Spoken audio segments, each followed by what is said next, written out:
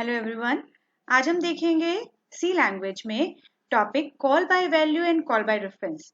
यहाँ हम देखेंगे कि जब भी हम कोई फंक्शन क्रिएट करते हैं एट दैट टाइम अगर हम फंक्शन को कॉल करते हैं तो जनरली हम यूज करते हैं call by value. That means at the time अगर हमने वहाँ पे कोई पैरामीटर दिया है तो हम वहाँ पे वैल्यू पास करते हैं। बट एक नई चीज आती है जिसे हम बोलते हैं कॉल बाय रेफरेंस। रेफरेंस का मतलब यहाँ होता है एड्रेस, यानी अगर आप उस वैल्यू को उसके एड्रेस के थ्रू कॉल करते हैं तो वो मेथड कहलाता है कॉल बाय रेफरेंस। तो आज हम देखेंगे कि कॉल बाय रेफरेंस हम कैसे एक्सेस करेंगे। कॉल बाय वैल्यू जहां मैंने अपने प्रीवियस वीडियो में बनाया हुआ है, मैं उसकी लिंक डिस्क्रिप्शन बॉक्स में डाल दूंगी तो आप उसे चेक कर सकते हैं। तो आज हम देखेंगे कॉल बाय रेफरेंस हम कैसे एक्सेस करेंगे। यहाँ मैंने सी का आईडी ओपन किया है। यहाँ हमने #include stdio.h और #include conio.h लिखा हुआ है। यहाँ हम स्टार्ट करते हैं मेन से। मेन में आपको पता है ये ओपनिंग ब्रैकेट है, ये क्लोजिंग ब्रैकेट है। अब चूंकि आपको फंक्शन क्रिएट करनी है तो मैंने सपोज एक फंक्शन क्रिएट की है 2 नंबर ऐड करने के लिए। चूंकि पिछला एग्जाम्पल भी मेरा इसी से रिलेट कर रहा था, इसलिए मैं सेम एग्जाम्पल के साथ आपको बता रही हूँ ताकि आप रिलेट कर पाए कॉल बाय वैल्यू और कॉल बाय रेफरेंस को। तो यहाँ जब हमको रेफरेंस के यूज करना है तो रेफरेंस का मतलब होता है एड्रेस। जहां पे आता है पॉइंटर का कॉन्सेप्ट, जहां पॉइंटर क्या करता है, वैल्यू के एड्रेस को पॉइंट करता है। क्योंकि आपने जो भी वेरिएबल डिक्लेयर किया है वो मेमोरी में किसी न किसी लोकेशन पे स्टोर है, तो वो लोकेशन का कोई ना कोई एड्रेस होगा।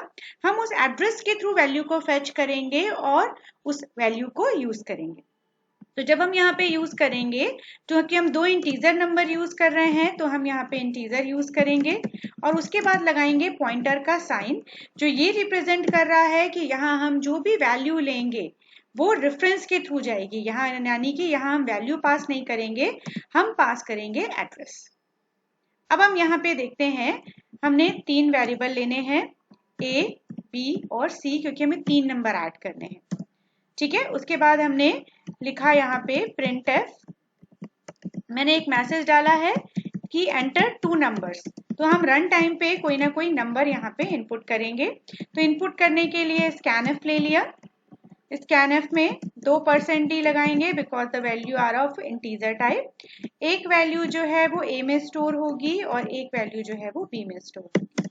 अब हम क्या करेंगे, क्योंकि वैल्यू रिटर्न कर रही है कुछ ना कुछ, जब कॉल होगी फंक्शन रिटर्न करेगी, तो फंक्शन जो भी कुछ वैल्यू रिटर्न करेगी वो सी पे स्टोर हो जाएगा। तो यहाँ हम फंक्शन को कॉल कर रहे हैं।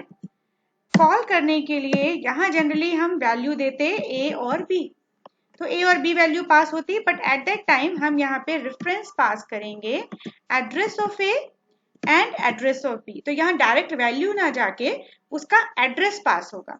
सपोज वैल्यू हमने दी है 5 और वो किसी 1024 एड्रेस पे स्टोर है, तो एड्रेस ऑफ ए मतलब 1024 आएगा। तो यहाँ हमने ये दे दिया। अब वो वैल्यू कुछ रिटर्न करेगी, सी में आ गई वो वैल्यू, उस वैल्यू को आपने यहाँ पे प्रिंट करा लिया। तो प्रिंट /n लगा रहे हैं, न्यू लाइन पे आ जाए ताकि, और यहाँ लिखा एडिशन इक्वल्स टू %d और यहाँ वैल्यू आएगी सी की। ये सब सिंपल है।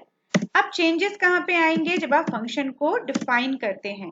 तो मैंने लिया ऐड, फिर मैंने लिया एक इंटीजर पॉइंटर x और एक लिया integer pointer y।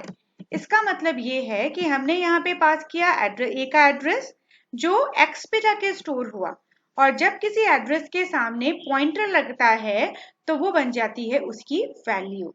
That means अगर एक नंबर आपने दिया है 5 जो a की वैल्यू है और a एक एड्रेस 1024 पे स्टोर है, तो x के पास क्या गया 1024, और 1024 के सामने लगा हुआ है पॉइंटर।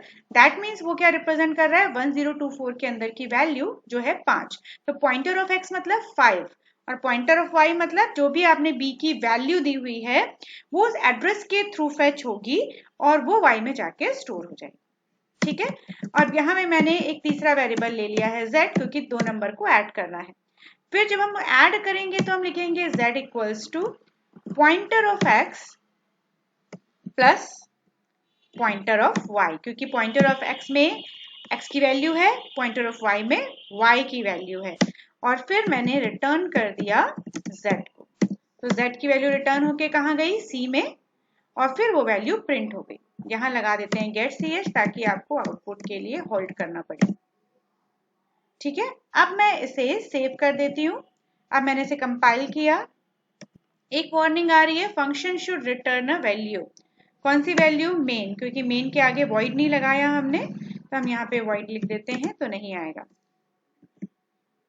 ठीक है, कोई एरर नहीं, कोई वार्निंग नहीं। रन किया, एंटर 2 नंबर, मैंने नंबर ऐड किया 5 एंड 6, तो आउटपुट आया 11, एडिशन इज 11। तो यहाँ सेम काम किया है। अगर मैं बोलूँ इसे कॉल बाय वैल्यू करना है तो कुछ नहीं करना पड़ेगा, यहाँ पे पॉइंटर को हटा दीजिए, यहाँ से पॉइंटर को हटा दीजिए, यहाँ से एड्रेस को हटा दीजिए, क्योंकि हम वैल्यू पास कर रहे हैं डायरेक्टली, तो यहाँ एम्परसेंड लिखने की जरूरत नहीं है। यहाँ पे पॉइंटर को हटा दीजिए, यहाँ से पॉइंटर को हटाएंगे, और सब जगह जहाँ पॉइंटर या एड्रेस है वहां से हटाएंगे एक्सेप्ट स्कैनफ। ठीक है, तो यहाँ देखिए कंपाइल किया, कोई एरर नहीं। रन किया, एंटर 2 नंबर 5 एंड 6 और एडिशन 11। तो यहाँ पे केवल मेथड में चेंज आ रहे हैं कि आप कॉल बाय वैल्यू कैसे करोगे, वैल्यू के थ्रू पास करना है तब कैसे करेंगे, और एड्रेस के थ्रू पास करना है तब कैसे करेंगे। आई होप आपको बहुत अच्छे से समझ में आया होगा ये video, and thank you for watching the video.